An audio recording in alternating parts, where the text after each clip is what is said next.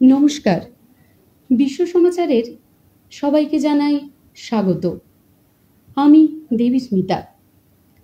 আজকে আমরা আলোচনা করব মথুরাপুর লোকসভা কেন্দ্রের লোকসভা নির্বাচনের ফলাফল নিয়ে।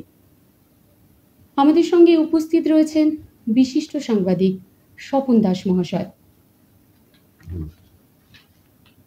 মথুরাপুর লোকসভা নির্বাচনের যে ফলাফলটা হলো, সেই ফলাফল নিয়ে আপনি কি বিশ্লেষণ করবেন?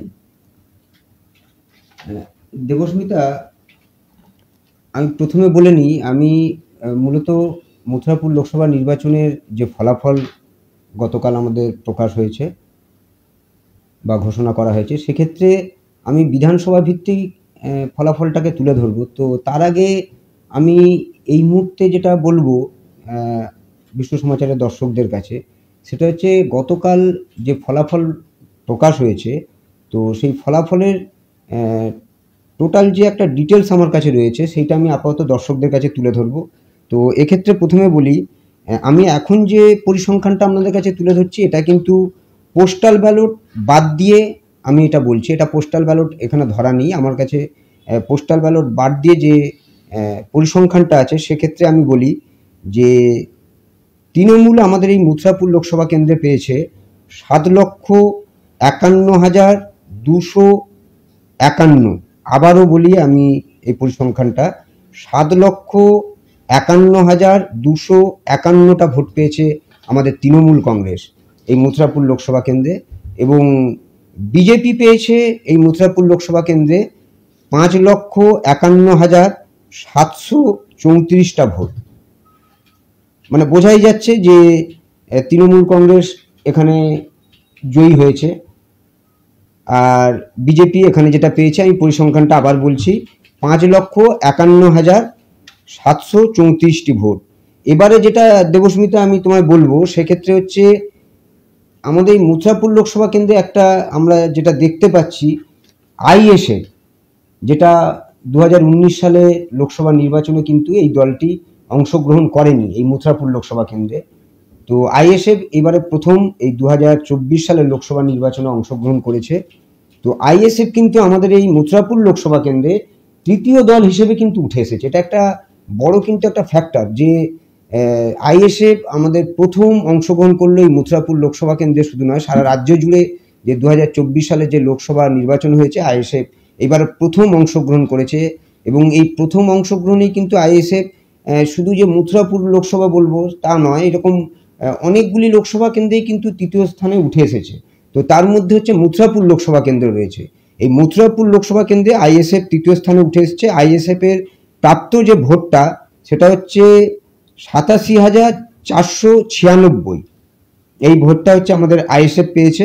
এবং আমাদের মথুরাপুর লোকসভা কেন্দ্রে কংগ্রেস আর সিপিএম কিন্তু জোট হয়ে এখানটায় প্রার্থী দিয়েছিল।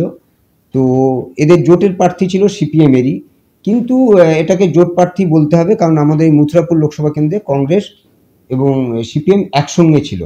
তো একসঙ্গে থেকেও কিন্তু কংগ্রেস আর সিপিএম তৃতীয় স্থানে উঠে আসতে পারেনি। তো আমরা যেটা দেখতে পাচ্ছি যে সিপিএমের যিনি প্রার্থী ছিলেন, তো তিনি পেয়েছেন 60,685টি ভোট।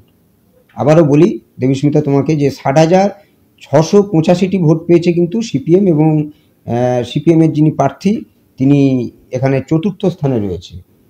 আর এইবারে আমি আসবো লিড আমাদের এই মথুরাপুর লোকসভা কেন্দ্রে, যে আমাদের তৃণমূল কংগ্রেসের প্রার্থী ছিলেন বাপি হালদার, যিনি জয়ী হয়েছেন।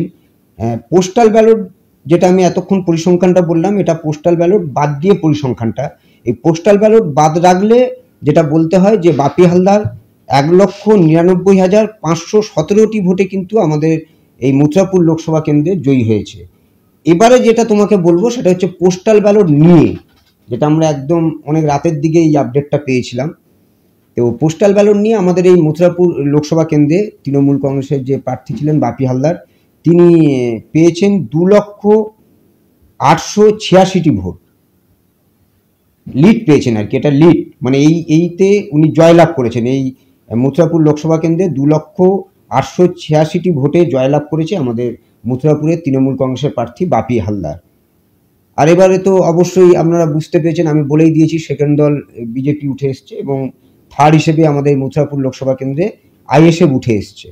তো এবারে আমি দেবস্মিতা তোমাকে যেটা বলবো সেটা হচ্ছে বিধানসভা ভিত্তিক একটা ফলাফল আপনাদের কাছে তুলে ধরবো। তো আমরা যেটা জানি সেটা হচ্ছে 2019 সালে যে লোকসভা নির্বাচনটা হয়েছিল সেই সময়ে কিন্তু আমাদের এই মথুরাপুর যে লোকসভা কেন্দ্র রয়েছে, এই লোকসভা কেন্দ্রে মোট 7টি যে বিধানসভা রয়েছে তার মধ্যে একটা রয়েছে মগরাহাট পশ্চিম, কুলপি, কাকদ্বীপ, পাথর প্রতিমা, রায়দিঘি, মন্দির বাজার এবং সাগর। এই যে 7টি বিধানসভা নিয়ে আমাদের মগরাহাট লোকসভা যে কেন্দ্র, তো এই 7টি বিধানসভার মধ্যে কিন্তু 2019 সালের যে লোকসভা নির্বাচন হয়েছিল সেখানে কিন্তু আমরা দেখেছিলাম সব থেকে বেশি লিড দিয়েছিল এই মগরাহাট পশ্চিম। তো আমরা এই 2024 সালেও কিন্তু এই একই জায়গাটা দেখেছি যে মগরাহাট পশ্চিম ধরে রেখেছে। মানে আমাদের এই যে 7টা বিধানসভা আছে তার মধ্যে মগরাহাট পশ্চিম 1 নম্বর কিন্তু লিডে আছে। তৃণমূলকে সব থেকে বেশি লিড দিয়েছে এই মগরাহাট পশ্চিম। এই লিডের যে ভোটটা সংখ্যাটা সেটা হচ্ছে 57,001, অর্থাৎ 57,001টি ভোট লিড দিয়েছে এই মগরাহাট পশ্চিম। এটা কিন্তু একটা খুব বড় সংখ্যা, নিশ্চয়ই বুঝতে পারছো। যেখানে 2 লক্ষ সামথিং ভোট, যেটা আমি বললাম যে 2,886টা ভোট পেয়ে যেখানে আমাদের বাপি হালদার জয়লাভ করেছে, সেখানে শুধু মগরাহাট পশ্চিম কিন্তু একাই সেখানে লিড দিয়েছে 57,001টা ভোট। এবং 2019-এও এই মগরাহাট পশ্চিমই লিড দিয়েছিল সবচেয়ে বেশি এই 7টা বিধানসভার মধ্যে। একই জিনিস এই 2024-এও দেখছি। এবারে যেটা আসবো যে কুলপি দ্বিতীয় স্থানে রয়েছে লিডের দিক থেকে। আমাদের যে তৃণমূলকে যে লিড দিয়েছে সেটা হচ্ছে কুলপি রয়েছে। কুলপি হচ্ছে লিড দিয়েছে 32,046টি ভোট। 32,046টি ভোট কিন্তু লিড দিয়েছে কুলপি বিধানসভা থেকে। আচ্ছা, এরপরে যেটা বলছি এই তৃতীয় হিসেবে যে লিড দিয়েছে আমাদের সেটা হচ্ছে কাকদ্বীপ বিধানসভা। আমরা কিন্তু 2019 সালে যে লোকসভা নির্বাচনটা হয়েছে এখানে কিন্তু আমরা কাকদ্বীপকে তৃতীয় স্থানে পাইনি, কিন্তু এই 2024 সালে দেখতে পাচ্ছি কাকদ্বীপ কিন্তু তৃতীয় স্থানে রয়েছে, 3 নম্বরে রয়েছে কাকদ্বীপ লিডের দিক থেকে।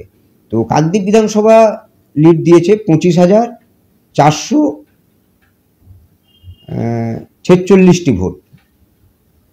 25,446টি ভোট কিন্তু এই কাকদ্বীপ বিধানসভা লিড দিয়েছে এবং সে তৃতীয় স্থানে রয়েছে লিডের দিক থেকে।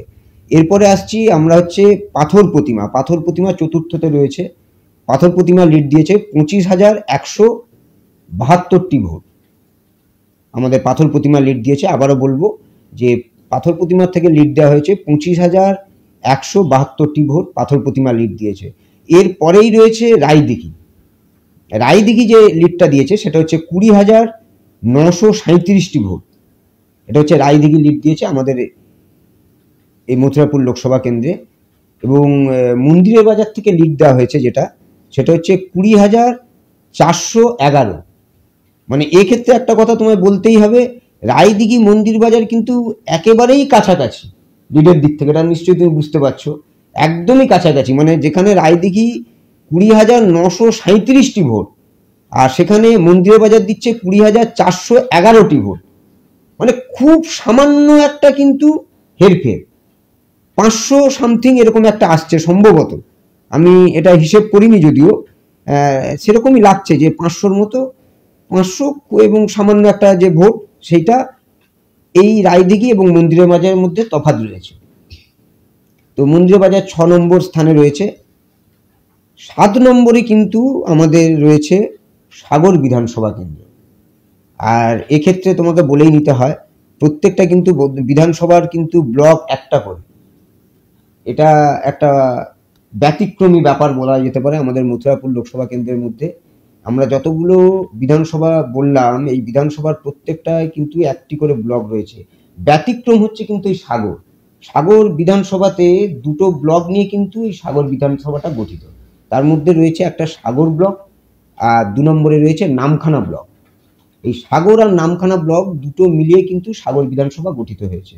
তো সেক্ষেত্রে সাগর বিধানসভা থেকে যেটা লিড এসছে আমাদের তৃণমূলের ক্ষেত্রে সেটা হচ্ছে 715। আবারও তোমায় বলি যে সাগর বিধানসভা থেকে যেটা এসছে 18,715 এই লিডটা এসছে। তো মোটামুটি এখনো পর্যন্ত আমার কাছে এই পরিসংখ্যানটাই দেবস্মিতা এসছে। তো সেই পরিসংখ্যান অনুযায়ী আমি আপাতত আমাদের দর্শকদের কাছে এবং তোমাকে বিষয়টা জানিয়ে রাখলাম। আর এরপরে নিশ্চয়ই আমার কাছে আরও বিস্তারিত আসবে, আমি ধীরে ধীরে হয়তো হাতে পাবো পঞ্চায়েত ভিত্তিক, তো আরও বুথ ভিত্তিকও আমার কাছে হয়তো ফলাফল আসবে। তো দেখা যাক কতখানি আমি তোমাকে সহযোগিতা করতে পারি বা বিশ্ব সমাচারে আমাদের দর্শকদের কাছে এই যে পঞ্চায়েত ভিত্তিক বা বুথ ভিত্তিক ফলাফলটা কতখানি তুলে ধরতে পারি তোমার সঙ্গে থেকে। চেষ্টা করব, আমার হাতে যখন আসবে আমি নিশ্চিত, তুমি বললে আমি অবশ্যই এসে এই পরিসংখ্যানটা তোমাদের কাছে তুলে ধরবো এবং দর্শকদের কাছে তুলে ধরবো। আপাতত আমরা ফলাফলের যা তথ্য পেয়েছিলাম সেটাই আপনাদের সামনে বিশ্লেষণ করলাম।